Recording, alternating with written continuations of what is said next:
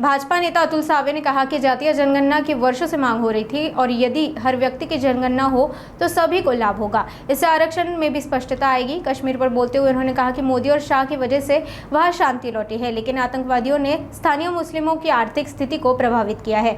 उन्होंने कहा कि आतंक पर कड़ी कार्रवाई होनी चाहिए और देश मोदी के हर फैसले के साथ है। अनेक वर्षापासून अनेक संघटना जातीय जनगणना व्हावी अशी मागणी करत होते आणि काल शासनाने जो निर्णय घेतला हा सर्व देशभरामध्ये प्रत्येक घटकातल्या माणसाची जनगणना जर झाली नागरिकाची तर नक्कीच येणाऱ्या काळामध्ये जे काही सरकारच्या माध्यमातून योजना केल्या जातात त्यामुळे विविध घटातील मग ओबीसी असेल, भटके विमुक्त असतील, SC असतील, SC/BC असतील, या सगळ्यांना त्याचा नक्कीच फायदा होणार आहे आणि मला वाटते की जो निर्णय शासनाने घेतला तो अतिशय चांगला निर्णय। काय फायदा होईल असं आपल्याला वाटतं? अनेक जनगणना झाल्यावर आता कसं असते रिझर्वेशनच्या वेळेस अनेक गोष्टीमध्ये क्लिअरिटी नसते, ज्यावेळेस ही जनगणना नक्कीच पुढे क्लिअरिटी येईल आणि त्या हिशोबाने सगळ्यांना त्याचा बेनिफिट मिळेल। सर, युद्ध हवा की बुद्ध हवा, आपलं वैयक्तिक काय मत आहे? एक गोष्ट लक्षात ठेवा, प्रत्येक भारतीय नागरिकांच्या मनामध्ये आज चीड आहे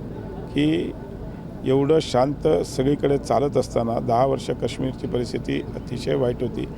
मान्य मोदीजी, मान्य अमितभाई शाह यांनी तिकडे शांतता हे करून सगळं टुरिझम वाढलं होतं। आज काश्मीरमध्ये पण अनेक मुस्लिम बांधव राहतात आणि आज त्यांची आर्थिक उलाढाल ह्या सगळ्या आतंकवादी हल्ल्यामुळे परिस्थितीवर गंभीर प्रश्न उभा राहिलेला आहे आणि अशा परिस्थितीमध्ये नक्कीच मान्य मोदीजी जो काही निर्णय घेतील किंवा देशाचे लष्करी हे म्हणजे आमचे राजनाथ सिंग जी असतील जो काही निर्णय घेतील तो आम्ही सर्व भारताचे नागरिक आम्ही एकदम पूर्णपणे त्यांच्या पाठीमागे उभा राहून त्याला स्वीकार करू।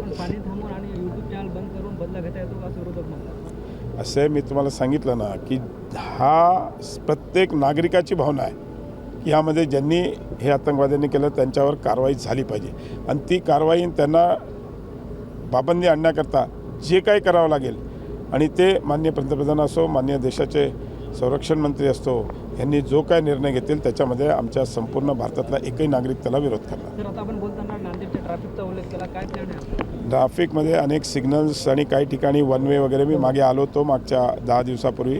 त्या दिवशी महापालिका आणि पोलीस आयुक्तांबरोबर मी बैठक घेतली होती आणि त्या बैठकीमध्ये ओव्हरऑल जे माझ्या लक्षात आलं त्याच्यावर आम्ही आता उपाययोजना तयार करायला सांगितली आणि लवकरच ती मंजूर करू।